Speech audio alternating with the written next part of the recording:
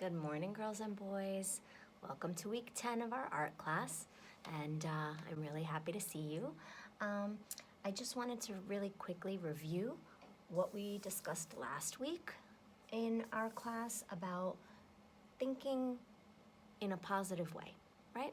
So your mindset matters. Remember this? You should think positively, and when you get discouraged and when you feel like things aren't going quite the way that you want them to go, instead of giving up or getting angry and letting your frustration get the best of you, you should, instead of saying, I can't do it, say, I'm on the right track, right? Let's turn it into a positive. I'm not good at this. Instead of saying that, we can say, I'm just getting started, right?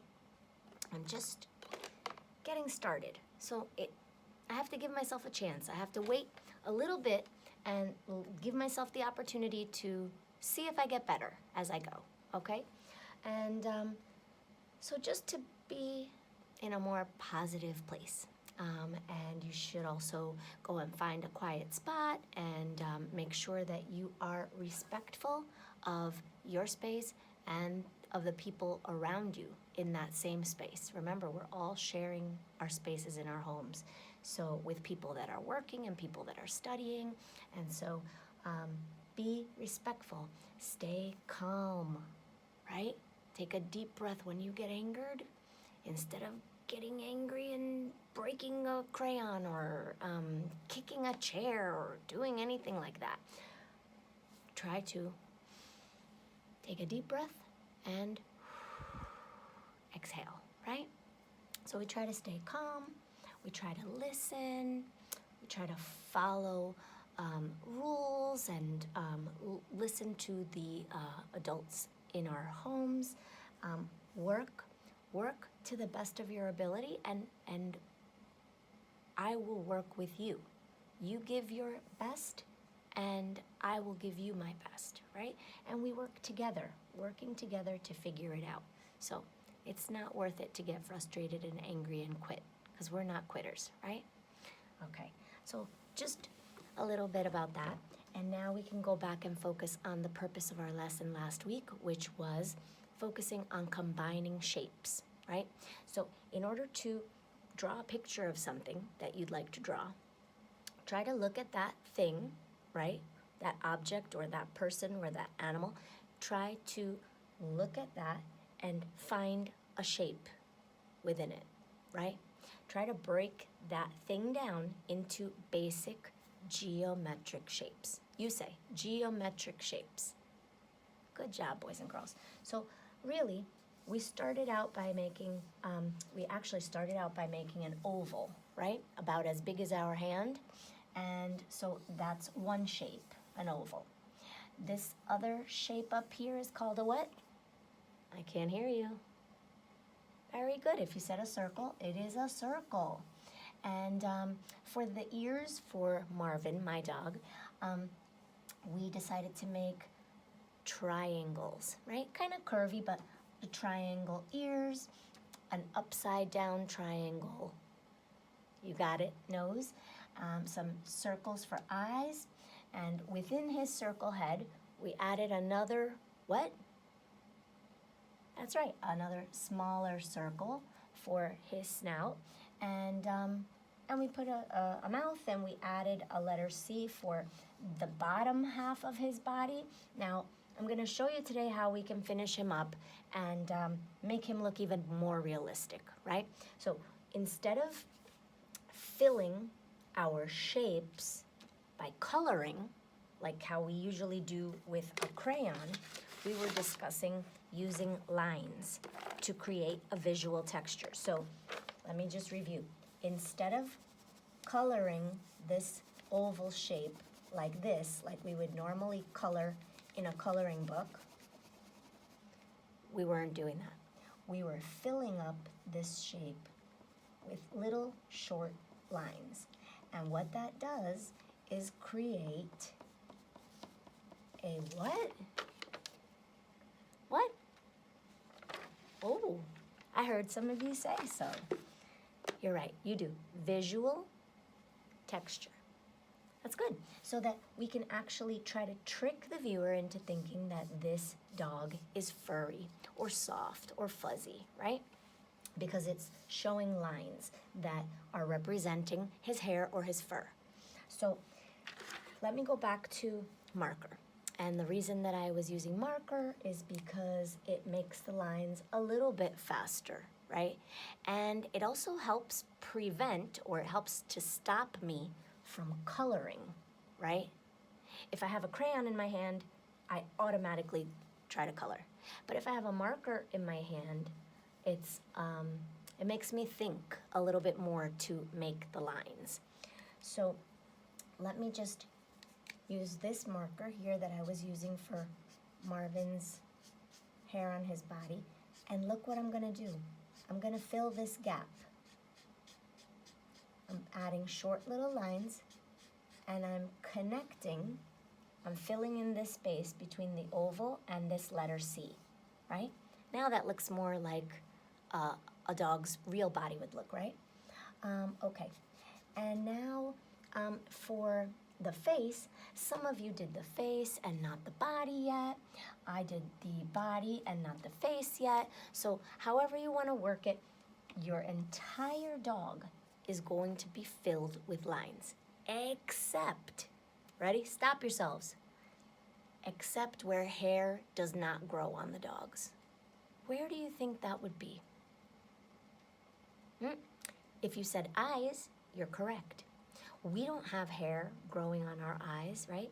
Above our eyes and our eyelashes, but not the eyeballs, right? So let's see. So leave those with no hair, okay? And I'm gonna go in here and I'm going to start to fill up Marvin's face with some short little lines.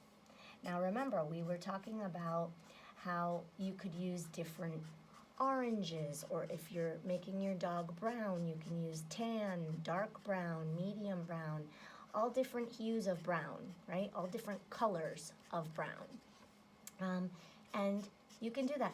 And some dogs are mixed, and so they are gray and black and white, or tan and brown and black, right?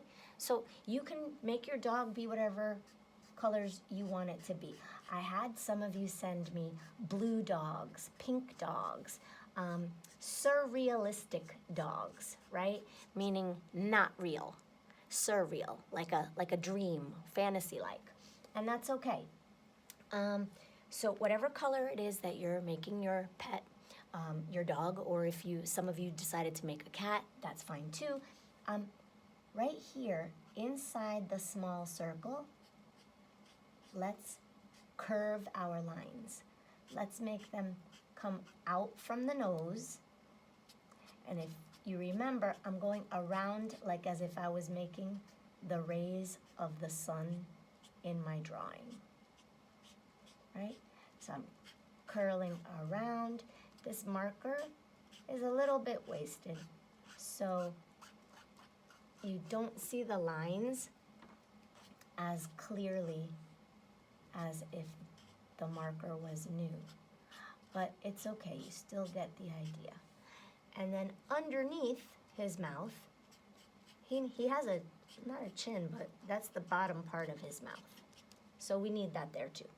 And we also need a tail. And I think I'll use this marker that has better ink. So I'm gonna choose to make his tail going up. And notice, I'm not coloring, I'm just using little lines, or maybe he has longer hair on his tail and it comes out like this. So I'm curving my lines, but I'm making them look like they're coming from his tail. Remember, hair grows, right? Grass grows upward, hair grows on our bodies in the direction of the part of your body, right? So we all have little fine hairs. Hair on our shoulder is growing around and down, right? Hopefully you don't have hairy shoulders, but everybody has hair, little itty bitty hairs. So let's see. Now I'm gonna go back and I'm going to add a very important part. If you noticed, you might have noticed, we didn't put in his hind leg where he's sitting, and it would show that little part of his leg and another paw. So we're gonna add that. So I'm going to ask you to come up here by this letter C and show me with little lines a backwards C, like this. I'll show you here. Short little lines to make a backwards letter C. And then here we'll put another paw with some hair. And now it looks as though our pet is sitting, and it's showing 2 paws in the front for his 2 front legs and 1 on this side of his body. And the other one, if you wanted to put just the paw sticking out here, you could do that. And that will make it look as though it is on the opposite side of his body that we can't see, right? Because we can't see through him. He's not invisible. So there's my tail, and here's my paw, and here is his leg. And if I want to add some more color here and some more short lines to kind of emphasize that or make this part look important, I can do that. I think he's looking really good now. And I'm super proud of you, boys and girls. This is hard drawing. Now, right here, I don't want to lose this circle. So I can go back with this same marker and darken that up. Or I could use a crayon, but darker. A darker orangish red, and I can make these little lines here. Just so that his snout doesn't disappear into the rest of his head, right? That's all. And maybe right underneath his mouth, I want to put a few lines like that, right? So now we can really, really see where his snout would be. And now we've covered all of the areas that are full of fur, right? So now we're going to do a little pointillism. You say pointillism. Good. Pointillism. And that just means that you are creating that piece of your drawing with points or dots, right? Instead of coloring or adding lines, you are making a visual texture, right? Visual texture, but you're using dots, points. All of this eye is made of little dots, little points. The nose,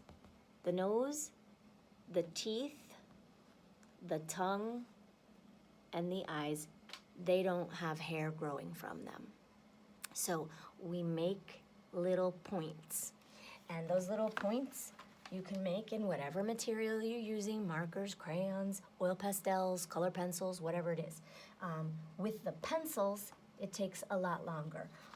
With a marker or ink, it goes faster because you don't have to press hard like a crayon or a color pencil or pencil. So I am just going to take, let's see. Usually a dog's nose is black. Sometimes it's brown. I think once in a while it could be pink, but if you have a cat, usually the cat's nose is pink. So whatever color it is that you're going to use, I'm going to use black because Marvin's nose is black. And so I'm going to just take my marker and do little dots. Now, notice, I'm not coloring. I'm not going back and forth with my marker. I am just putting the marker on my upside down triangle shape and making points, right? Pointillism. Very good. And now I'm going to do the same thing for those eyes. And remember, some dogs' eyes are blue, green, brown, black, just like people. So choose whatever color it is that you want, and that is how it's gonna go. Now, going back to the lines and creating a visual texture using the lines on our dog, remember that you can mix colors. We have highlights that are lighter in our hair, and we have lowlights, that pieces that are darker, and animals have the same with their coat of fur or hair. So if you wanted to add in, I don't know, brown patches, you could put a little bit of brown here in his ear. Like I said, you could have a brown and black dog. You could have a gray and white and black dog, cat, whatever pet it is that you're doing, that you're creating. And I can do that. And I can, oh, I also want to fill in here a little bit where the neck is with a little fur or hair with some lines to connect. I'm connecting this circle to my oval shape, and I am doing that by using lines. And I can kind of mix and match. I can, like I did in the legs, I can add different layers, right? Layering, like layering a cake. And I'm putting a couple of darker orange lines here to make it blend, okay? And here I want to hide my pencil lines. If I didn't erase them, which I didn't, I can just hide them by adding a dark color right on top, right? And then sprinkle in a couple of lines so that you take the focus, right? You take the attention off of your mistake or of your line that you didn't erase. And so here I'm going to add a little bit more, and I'm going to put some lines here. Notice, am I coloring? No, I'm not coloring. I am filling in my shapes with short little lines. And I think he's looking great. And then there's one more piece before we're done. And I think he looks cute. Okay. Maybe a couple of hairs sticking out on top of his head, because that's how he is. Okay, so one last part is that you can, in addition to, or also, not only adding these darker colors in here and lighter colors in marker with my lines, I can also use crayon to show, there's Marvin barking, to show that it's not white. We don't want to show white paper here. So all of these white spaces, we can fill them in with crayon. So it's his skin, right? His hair is growing from his skin. So I could just take a very light peach color or a light orange, whatever I want. Or if he's brown, then you can do a tan. But just very lightly, by coloring in,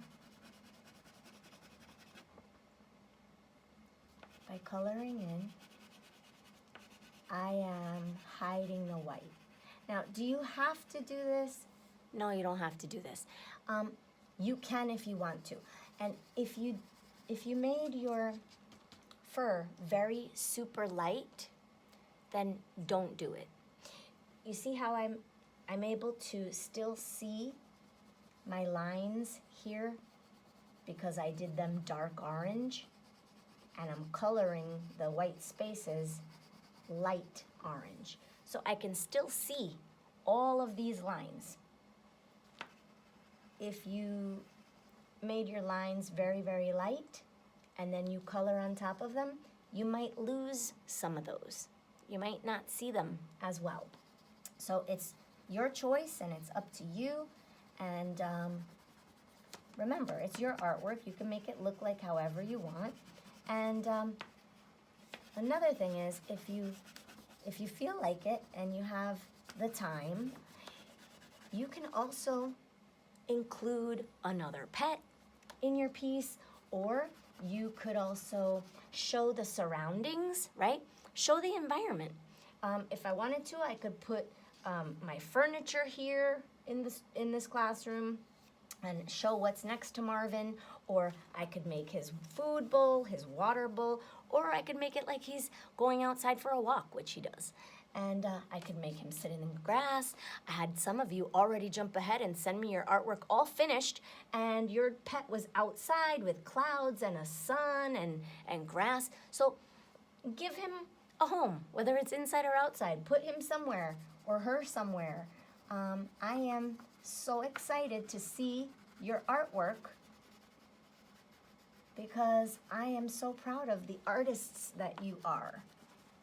And I love to see your work. It makes me smile and it makes me so happy when I open up your piece. And so that's it, boys and girls. I hope that you're enjoying doing the artwork with me.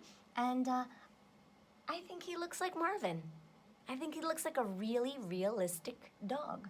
So I'm excited to see your work. I'm proud of you. It was great having you in class today, and I will see you again next time. Bye, boys and girls.